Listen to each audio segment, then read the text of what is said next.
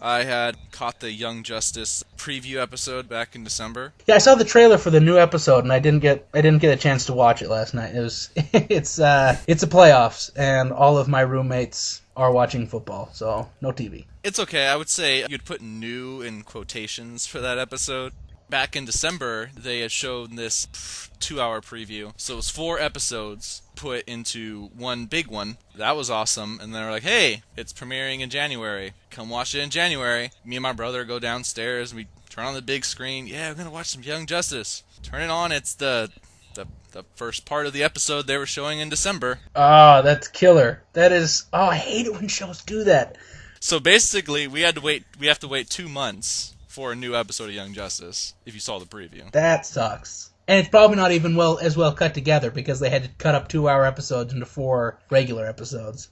Mm-hmm. It was still pretty good. I mean, I'm going to put my feelings aside for that right now and just hope it doesn't become another Wolverine the X-Men where scheduling new episodes to air is just a nightmare. But it was pretty good. I would say between this and Avengers Earth's Mightiest Heroes, which is on Disney XD, this one is better. And even though it's about kids, it seems a bit more adult than the Avengers show. Yeah, I saw a couple episodes when I was back in Oregon with you, and it was a good show, and they did some interesting things, and they handled it well, but at the same time, it really was one of those sorts of things where, oh, nobody can die, it's a kid show, and don't get me wrong, I'm not saying that people should die in kid shows, but I am saying that in superhero stuff, there has to be danger, and a lot of times in kid shows, they miss that, and so there's no danger, because nobody really gets hurt. Everything gets reversed eventually. No, I know what you're saying, and I'm not calling Avengers a bad show in any way. It's certainly I liked it. It's certainly the best Avengers show, cartoon show that they've had ever. Yeah, the old one does not hold up. I mean, like, Batman holds up, the old Justice League holds up. Marvel has not had as much luck on its cartoon. Yeah, I can agree with you on that. Even the X-Men, I was excited when the X-Men series came to DVD, and I was like, oh, sweet, I'm going to buy all of this, and I was watching, and I was like, this feels a bit dated. Yeah, well, that's the very first episode, when Dazzler's going around, and it's like, wow, this was not filmed to be out of time. Like, it is very much set in the early 90s, late 80s. And there's no mistaking that. I mean, the language, she goes to an arcade, the way everybody dresses, like, they were not trying to make that something that in 10 years could possibly still be relatable. Yeah, I mean, you even had the guy passing out quarters in the arcade. Not just any guy, but the creepy guy that always passed out quarters in the arcade. Yeah, which, I mean, you just don't see anymore, because if you even have an arcade, it's going to be either machines or credits or something, not the creepy quarter guy. But anyways, back to Young Justice. Oh yeah, sorry. No, it's cool. I mean, completely agree with you that Marvel needs to kind of up it when it comes to animation, because where they're kind of dominating in the live action movies, they are getting their asses kicked by DC in animation. Definitely. But the show was good. Some of the casting choices I thought were a bit odd, but ended up working out pretty well. You had Carrie Payton, who played Cyborg in Teen Titans. I don't know if you remember that. Oh yeah, I remember Teen Titans. That was one of the few shows that I watched. I watched that show all the time. That was one of my biggest things I was mad at Cartoon Network, is when they switched the time slot on that, so I couldn't watch it on Sunday anymore, because that was the only time I could watch it. I was like, no!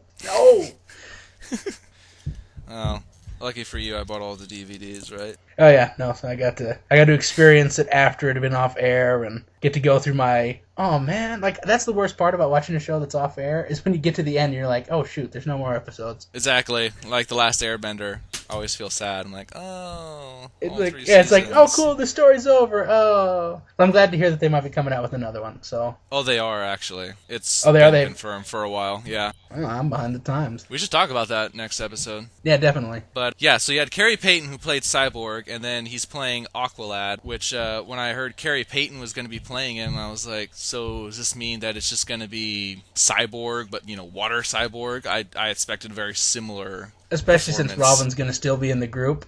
Yeah, but I'll talk about Robin next, which is kind of interesting. But no, Carrie Payton, he did a very low-key kind of performance, and it worked out really great. And they had Phil Lamar, who was another odd casting choice for me. He was playing Aquaman. Phil Lamar played Green Lantern in Justice League. Phil Lamar seems to just knock everything out of the park that he does. But Robin was voiced by Jesse McCartney. Really? Yeah, and when I first read it, I was like, Because, well, I'm just going to put this out there. I'm one of the only Robin fans in the world. So when I read Jesse McCartney was voicing Robin, I was like, really? Really? He doesn't get enough shit flicked at him? You got to have him voiced by Jesse McCartney? Yeah, which, I mean, it's understandable that he's a teenage kid and that they tend to voice cast certain people for those roles. I think McCartney is in his 20s. I think he's our age, around our age. But anyway, it's not really important. What I was trying to say is he did a really good job. My brother didn't like how Kitty his voice sounded, which he had no idea was McCartney. But I thought it worked fine. Okay, good. I'm glad to hear that, because that's nothing ruins a show more than when they get a bad voice actor. I decided to keep an open mind when I heard it was McCartney, because I had watched some other people do a review of Young Justice, and the guy was like, oh yeah, blah blah blah, Robin was an awesome character, I liked him in that, and then his little, sidekick over there was like, oh, he was voiced by Jesse McCartney? He's like, oh, now I have to hate the character. Like, really? You have to hate the character after you just spend a minute and a half talking about how awesome he was? Whatever. I hate that. It's like, why does... Okay, I get that you can not like a person when they're doing entertainment, but I hate it when people hate everything that person does just because they're that person. Yeah. Like, if you hate someone as an actor, don't hate them because they're... Don't hate everything they do just because it's them. Hate them because they do their specific thing. Like, if you don't like the fact that Ryan Reynolds is always just doing witty banter, and that's like most of his characters he does, don't hate something he's in just because he's in it, Listen to it. Maybe he doesn't do witty banter in that. Give it a chance. Give it a chance. Final words on Young Justice. This is of Justice League, Batman Beyond, Batman the Animated Series quality. People that are doing this seem to know exactly what they're talking about. The acting is great. Watch it. If you watch the preview episode back in December, start watching in 2 weeks.